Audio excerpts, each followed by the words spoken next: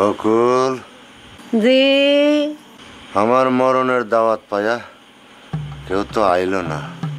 দাওয়াত তো দিদি না এলে কি করতাম। ওমা দুলাভাই আমি তো আইছি, আমি তো 100 জনের সমান। ভালো করছো।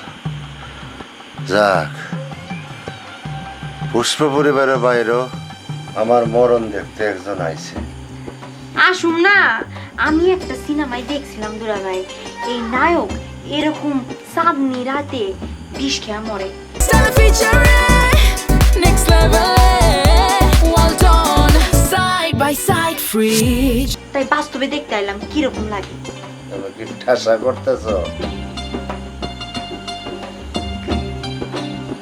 যাক বকুল, কি মরণের আগে আমার একটা শেষ ইচ্ছা পূরণ করতে চাই। কি চা? তার আগে তুমি ঘটক মতি মেয়ের ডাইকা নিয়ে আসো। ঠিক আছে। যাও, যাও, যাও, যাও, তাড়াতাড়ি যাও। আরে মামুন, তোমার কথার কোনো স্টেশন নেই। নিজে কি কও নিজেই বুঝো না। আরে পাগলের লগে চললে কি সেও পাগল হয়ে যায়? আমার এক কথা, পাগল ছাগলের লগে চলতে পারবি না। তোমার বাড়িতে আইয়া উঠছি বইলা তুমি এই কথা কইতে পারলা। ঠিক আছে, আমার মায়ের জায়গায় আমি ঘর তুইলা থাকুম, একা একা রাইন্দা বাইরা খামু, তখন আর তোমার কথা উনন লাগবো না। মতি ইজ্জত এখন বড় হয়েছে, আর ভালো মন্দ হয় ভালো বুঝে, তারে কিছু বোঝানো লাগবে না। মা, তুমি কিন্তু আরে প্রশ্রয় দিতেছো, প্রশ্রয় দিয়ে যা মাথায় তুলতেছো, পরে কিন্তু আর নামাইতে পারবে না।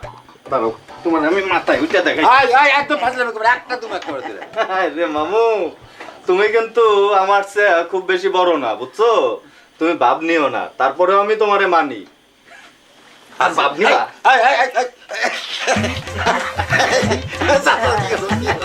আর ভাব নিবা? নিব না বাবা।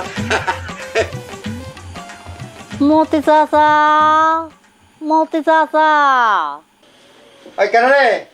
ও মতি চাচা। আচ্ছা, কারা আইতাছি? জি মা আইতাছি। আমি যাই। না, তুই কারা?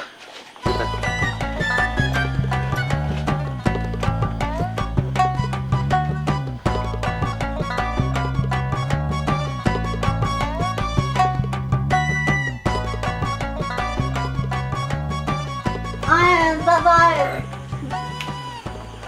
ওই কি হয়েছে? হ্যাঁ, কে সুন্দুক?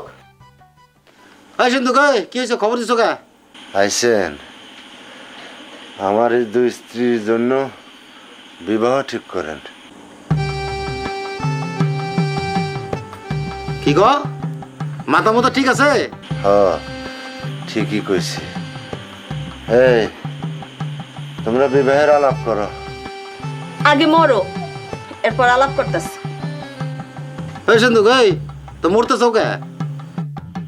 আমার দুই স্ত্রী জানে। এই কি হয়েছে? মরতেছে কে? আমাদের দুই স্ত্রীর যন্ত্রণায় মরতেছে। ও, সেটা অবশ্য ঠিকই। তাহলে এক কাজ করো, শেফালিরে তালাক দিত।